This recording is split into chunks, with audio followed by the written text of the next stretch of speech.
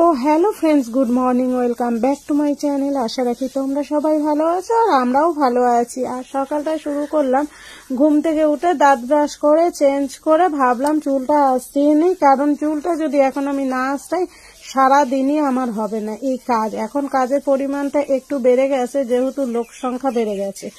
তো যাক গিয়ে অত কথা না বলে দেই যে তোমাদেরকে এই চুলটা আঁচড়ানোর সঙ্গে সঙ্গে তোমার দাদা কিন্তু বাজারে চলে গেছে।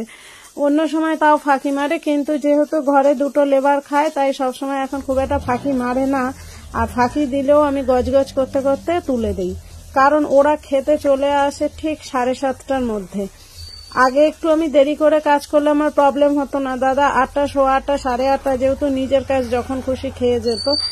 আর কিন্তু এক্ষেত্রে ওদের যেহেতু টাইমলি কাজে লাগতে হবে, ওদের খাবারটা আমাকে একদম ঠিকঠাক দিতে হয়। সকালবেলা অনেক সময় খুবই কষ্ট হয় উঠতে, কিন্তু কি করব বলো, কিছু তো করার নেই।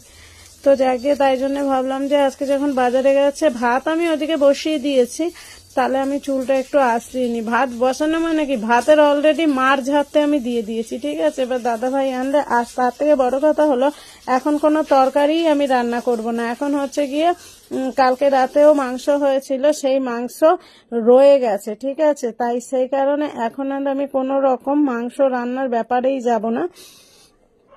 তো চলো বন্ধুরা, তোমাদেরকে দেখিয়ে দিই তোমাদের দাদাভাই কি কি সবজি এনেছে। তোমাদের দাদাভাই এখানে গাজর, বিনস, মানে কি বলতো, আমি সকালবেলা না এত দেখারও টাইম নেই, দেখলাম মটরশুঁটি, পেঁয়াজ, আলুটা না কালকে রাতেই এনেছিল, কালকে রাতেও রান্না হয়েছিল। যেহেতু আমরা এতগুলো মানুষ খাই সেহেতু আমাদের কিন্তু আলুটা এখন লাগছে। 2 কিলো আলু মোটামুটি একবেলা, মানে একদিন শেষ হয়ে যাচ্ছে।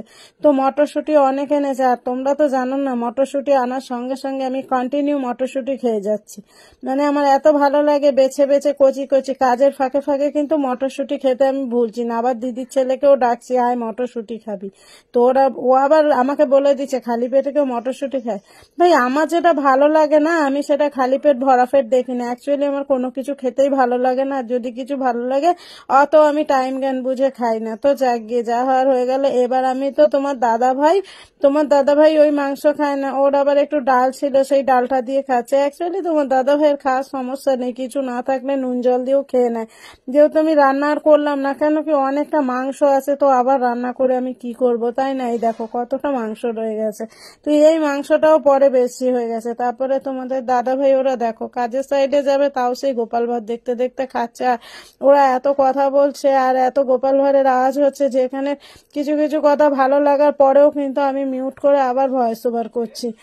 তো এরপরে ছেলেকে তেলিয়ে তেলিয়ে বললাম কি তুই চা খাবি না ভাত খাবি, কিন্তু ও যদি চা খায় না, ও কিন্তু আর হারগিজ ভাত খাবে না। যেহেতু ও মানে চা খাওয়ার পর দেখবে আমাদেরও ভালো লাগে না। আর আমার ছেলে না খুব খুঁটখুঁটুনি, খালি খুঁজবে কোথায় চুল পাওয়া যায়।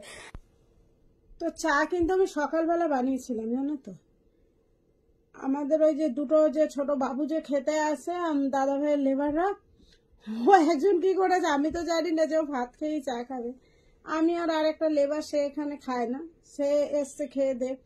ও এসে সবসময় বলবে বৌদি একটু চা খাওয়াবে না, আর ও এলে চাটা করে দিই, সবসময় তো আসে না। তো চাটা ওর জন্য আর আমার জন্য করেছি। ওকে চাটা দিয়েছি, দিয়ে আমার চাটা গ্যাসের উপর রেখেছি, ঠিক আছে। ওই বাবুটা দেখলাম ভাত খেয়ে উঠে দিব্যি সে চাটা, মানে এই ভাগ্য ভালো চাটা আমি মুখ দেইনি। আমি ওকে আর কিচ্ছু বলিনি, আমি যে না থাক, ও হয়তো ভেবেছে ওর জন্যে। তো যাকে ও সেই চা এখন বাজে বেলা 11টা বাজে, আমি এই যে করে নিয়ে এলাম। আমি এর মধ্যে 2-3টো খাই গেছি, 2টো বিস্কুট দিয়ে খেয়েছি। তো কালকে মাংস অনেকটা ছিল, তা সেইটা দিয়ে ওরা খেয়ে গেছে। আর সকালের খাবারটা ছেলে ভাত খেলো। এখন কি করব জানি না। ওরা আবার বলেছে মাংস এখনো ফ্রিজে আছে, কালকে দাদা অনেকটা মাংস এনেছিল। আছে বলতে কাঁচা মাংস ফ্রিজে আছে, ওরা কেউ খাবে না।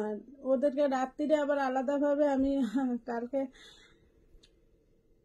যেহেতু রাতে খেয়েছে খাবে না, আমি পরে ওদেরকে সুন্দর করে রাত্রিরে আবার করে দেবো ভাজা ভাজা করে, যেটা খেতে ভালো লাগবে। এখন আমি হচ্ছে গিয়ে মুসুরির ডাল করব। ওরা ভীষণ ভালোবাসে মুসুরির ডাল, যেটা মানে আমার সব থেকে ভালো লাগে। আমি যেটা ভালোবাসি ওরাও ভালোবাসে। মুসুরির ডাল করব, আর হয়তো কি করব ভাবছি। আর ফ্রিজে একটু মাছ আছে, ওই মাছটা শুধু ঝাল করে নেবো, হয়তো একটু আলু দিতে পারি, নাহলে এতগুলো মানুষ তো। কিন্তু আমার ছেলেকে একটু মাংস করে দিতেই হবে। তো চাটা খেয়ে নেই,